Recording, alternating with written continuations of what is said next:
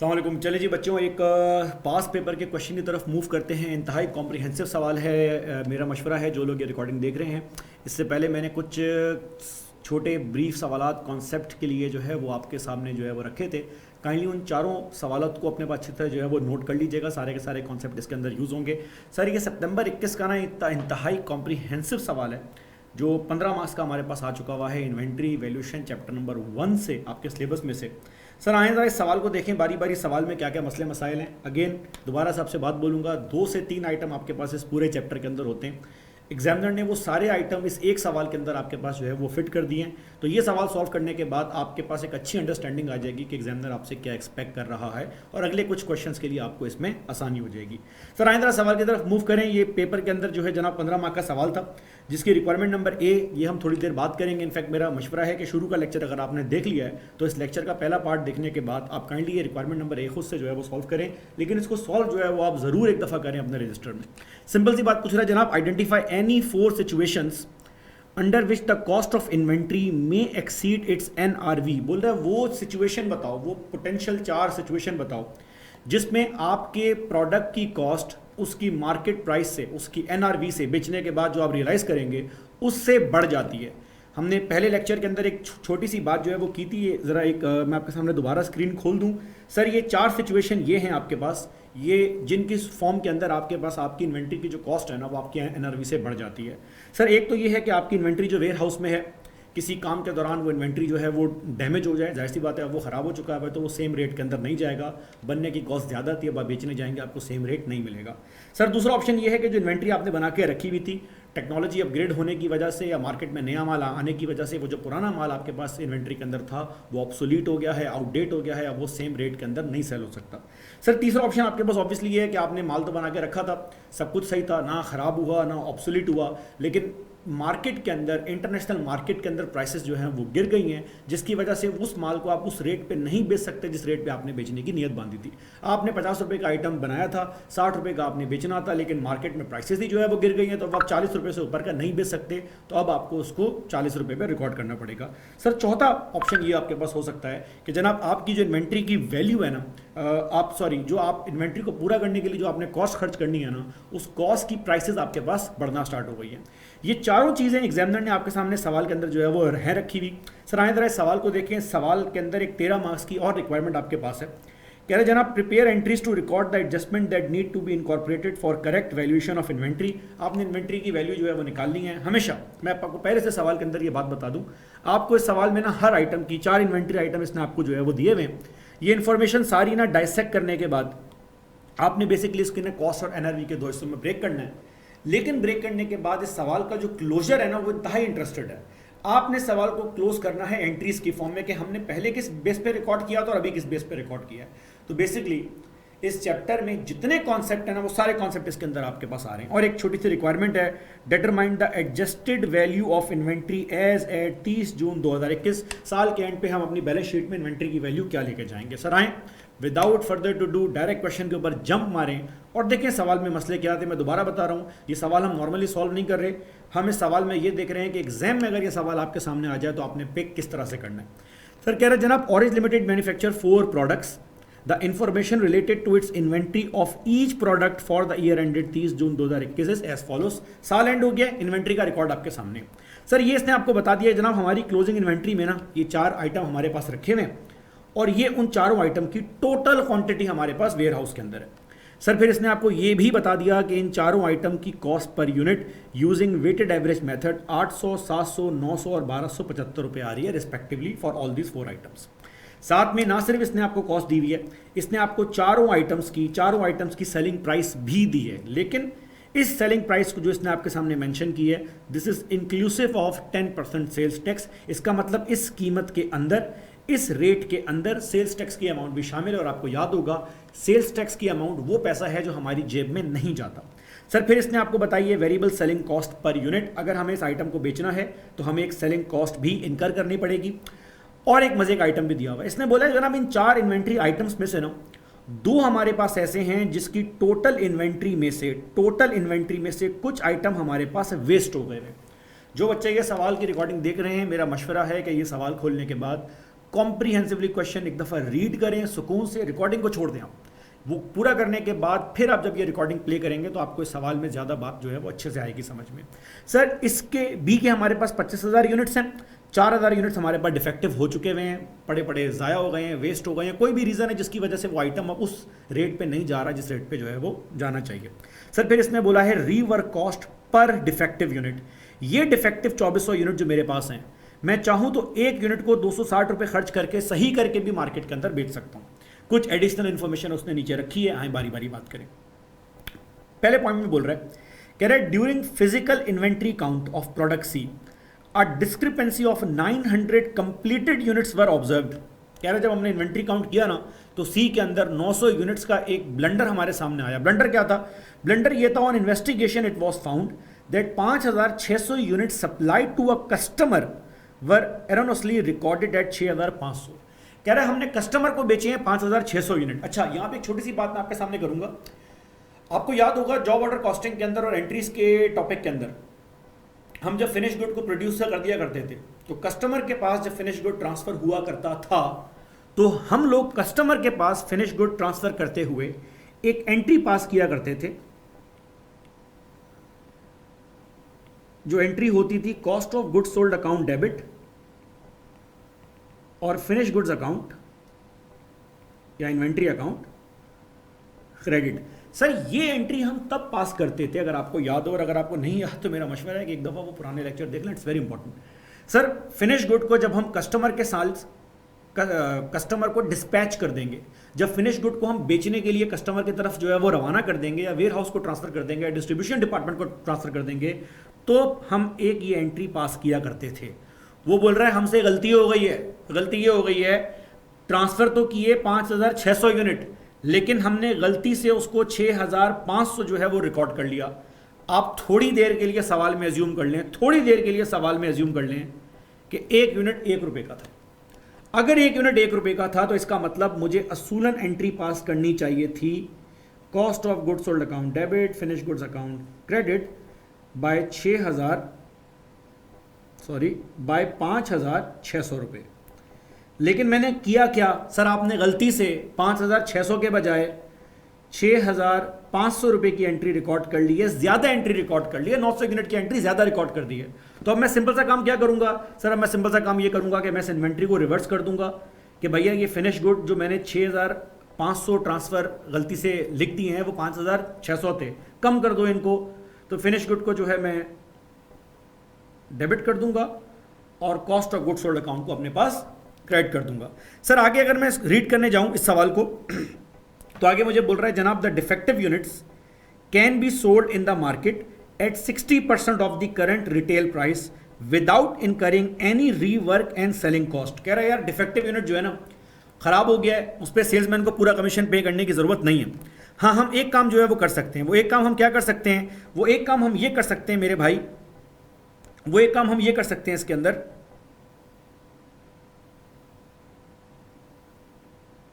कि हम इसको 60% मार्केट प्राइस के ऊपर बेच सकते हैं रीवर्क और सेलिंग कॉस्ट इनकर किए बगैर। इसका मतलब ये हुआ कि हमारे पास उम्मीद है कि हम इस डिफेक्टिव यूनिट को एज इट इज इसी कंडीशन के अंदर भी बेच सकते हैं।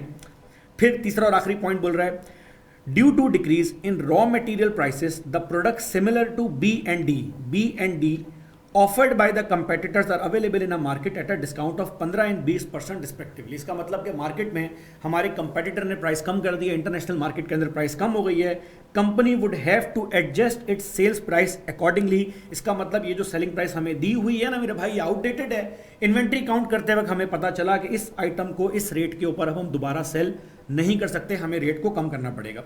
सर आपने एंट्रीज पास करनी है, लेकिन एंट्रीज तो आप पहले बाद में पास करेंगे। पहले आप चेक करेंगे कि इन चारों आइटम्स की टोटल जो अमाउंट आपके पास आ रही है उस टोटल अमाउंट के अंदर कितनी अमाउंट जो है वो आपकी कॉस्ट के ऊपर रिकॉर्ड होगी, कितनी अमाउंट हमारे पास एनआरवी के ऊपर रिकॉर्ड होगी। सर फिर एक बात इसने और भी आपको मजे की बोली, अगर आप सवाल पे गौर करें ना तो कह रहा है जनाब डिफेक्टिव यूनिट 60% के ऊपर बेच सकते हैं, लेकिन ऊपर एक ऑप्शन और भी दे रहा है, कह रहा है चाहे तो इस डिफेक्टिव यूनिट के ऊपर रीवर्क जो है वो करवाएं। अगर आपने रीवर्क कर लिया तो जाहिर सी बात है ये यूनिट सही हो जाएगा और ये पूरे रेट के ऊपर जाएगा। ये वही केस है जहां पर आपके पास मल्टीपल एनआरवी आ रही है। तो आए सवाल को देखें, सर बारी बारी जो है वो चेक करें। I will start with the most easiest one. मैं सबसे पहले आसान वाले की पहले बात करूंगा और फिर इसको जो है वो आगे की तरफ मूव करूंगा। मैं ज़रा ये सवाल का छोटा सा एक हिस्सा यहाँ से कैच कर लूँ ताकि मुझे इसको बार बार कॉपी ना करना पड़े, थोड़ी सी मेरे लिए आसानी हो जाए। अच्छा जी,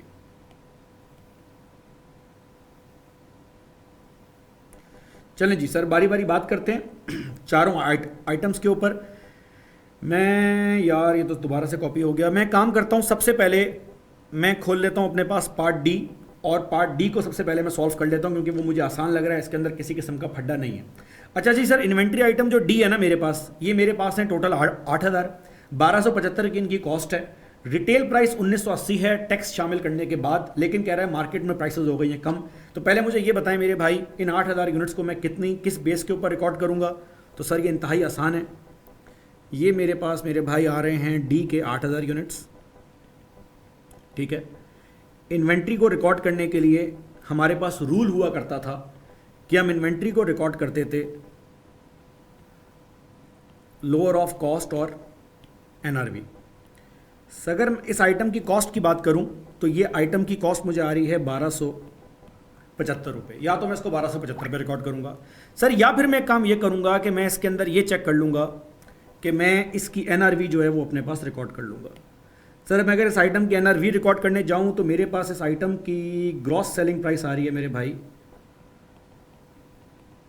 तकरीबन 1980 रुपये। लेकिन इस सेलिंग प्राइस के अंदर याद रखिएगा, इस सेलिंग प्राइस के अंदर टैक्स की अमाउंट शामिल है।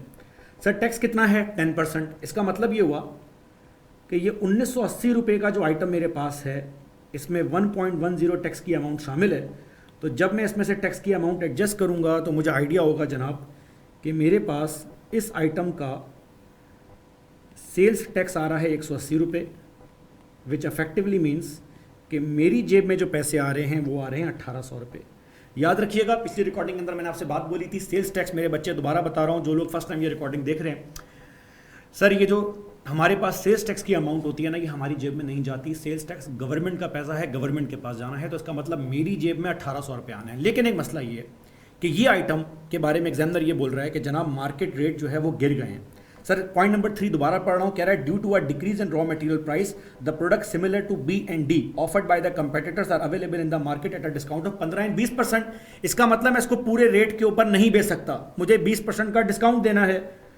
तो सर अगर मैं इस पर 20% का डिस्काउंट दे देता हूँ तो एक 360 रुपये में और बाहर निकालूंगा, और 360 निकालने के बाद मेरे पास इस आइटम की नई सेलिंग प्राइस बन रही है। नई सेलिंग प्राइस मेरे पास बन रही है तकरीबन 1440 रुपये। लेकिन ये 1440 रुपये का बेचने के लिए मुझे इसके अंदर से कुछ सेलिंग कॉस्ट भी जो है वो रिमूव करनी पड़ेगी। सर इसकी सेलिंग कॉस्ट मेरे पास आ रही है मेरे भाई तकरीबन 110 रुपये। ये आपको यहाँ पे दिया हुआ है, वेरिएबल सेलिंग कॉस्ट 110 रुपये पर यूनिट। ये 110 रुपये पर यूनिट मैं यहाँ जाके माइनस करूँगा, और 110 यूनिट माइनस करने के बाद मुझे आइडिया हो जाएगा कि इस आइटम की मेरे भाई एनआरवी मेरे पास आ रही है 1330 रुपये। तो अब सिंपल सी बात है, मैं इन्वेंट्री को किस बेस पे रिकॉर्ड करूंगा? सर आप इन्वेंट्री को रिकॉर्ड करेंगे लोअर की बेस पे, तो लोअर मेरे पास 1275 रुपये आ रहा है। तो इसका मतलब ये हुआ कि ये जो डी की इन्वेंट्री मेरे पास है, डी के जो 8000 यूनिट्स मेरे पास हैं, ये 1275 के ऊपर जो है वो रिकॉर्ड होंगे। और 1275 के ऊपर रिकॉर्ड होने का मतलब ये हुआ कि इस इन्वेंट्री की वैल्यू मेरे पास मेरे भाई आ रही है 10.2 मिलियन। तो ये आसान वाला काम था, ये आसान वाला काम मैंने पहले आपके सामने सॉल्व कर लिया ताकि आपको इसके बारे में बात समझ आ जाए। सर अब हम मूव करेंगे आइटम नंबर सी के ऊपर। अच्छा सर सी के अंदर भी सेम बात आपके सामने बोल रहा है, सी के अंदर भी किसी किस्म के डिफेक्टिव यूनिट्स नहीं है। मैं डिफेक्टिव यूनिट्स वाली वर्किंग को थोड़ा साइड पे कर रहा हूँ। सर 5000 यूनिट मेरे पास हैं, 900 रुपये का है, इतने का हम बेचते हैं, 100 रुपये की सेलिंग कॉस्ट है। लेकिन सी के बारे में हमसे ये बोल रहा है कि सी में ना हमसे एक एरर हो गया है। एरर ये हो गया है कि 5600 यूनिट्स को हमने गलती से ज्यादा रिकॉर्ड कर लिया। तो सर ज्यादा रिकॉर्ड कर लिया तो अब हम क्या करेंगे? आए जरा सी के ऊपर बात करते हैं। ये हमने डी सॉल्व कर लिया, अब हम बात करते हैं आइटम सी की। मेरे भाई सी के मेरे पास टोटल नंबर ऑफ यूनिट्स हैं 5000, ठीक है जी। सी के मेरे पास टोटल नंबर ऑफ यूनिट्स हैं 5000। मुझे इन्वेंट्री की वैल्यू रिकॉर्ड करनी है एज इट इज। मैं दो चीज़ें चेक करूंगा, कॉस्ट और एनआरवी। सर सबसे पहले मैं बात कर लेता हूं इसकी कॉस्ट की।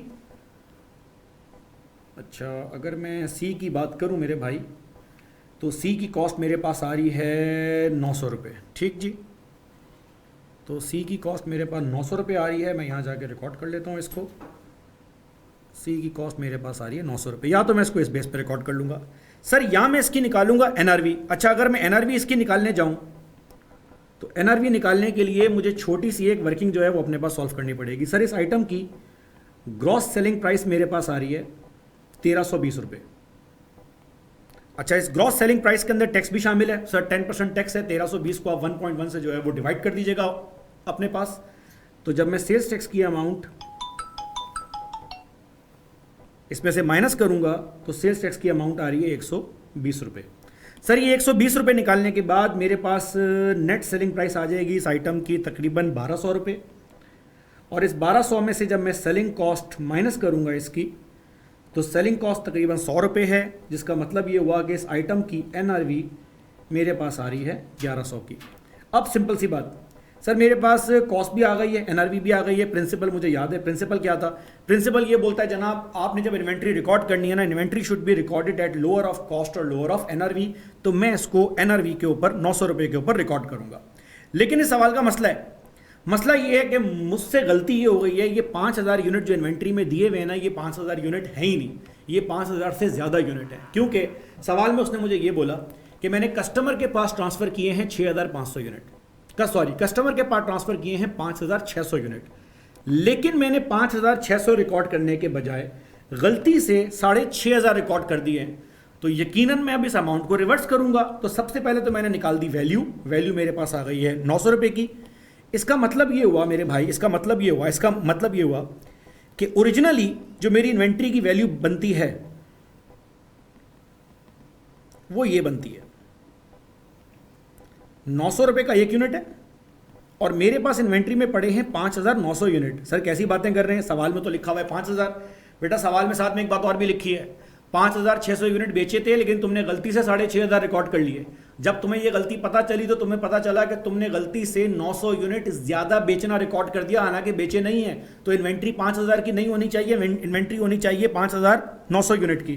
तो सर इसका मतलब मेरी इन्वेंट्री की ओरिजिनल वैल्यू होनी चाहिए 5.31 मिलियन।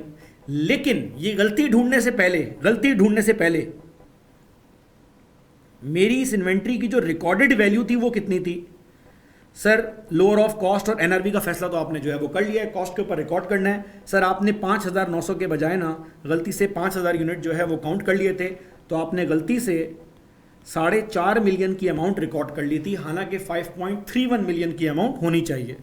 इसका मतलब आपने गलती से इन्वेंट्री 8,10,000 से कम रिकॉर्ड की है।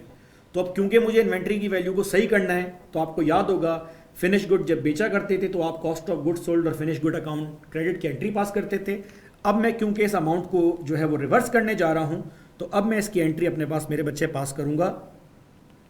फिनिश गुड्स अकाउंट डेबिट 8,10,000 से, मुझे पता चला कि इन्वेंट्री के अंदर रखा हुआ है, मैंने गलती से ये एज्यूम किया कि मैंने बेच दिया था। और cost of goods sold account, क्योंकि फिनिश गुड जो है वो यहाँ पे जाता है 8,10,000 से क्रेडिट। तो ये आपके पास डी और सी दोनों को जो है हमने रिकॉर्ड कर लिया है। अब हम ए और बी की तरफ मूव करते हैं।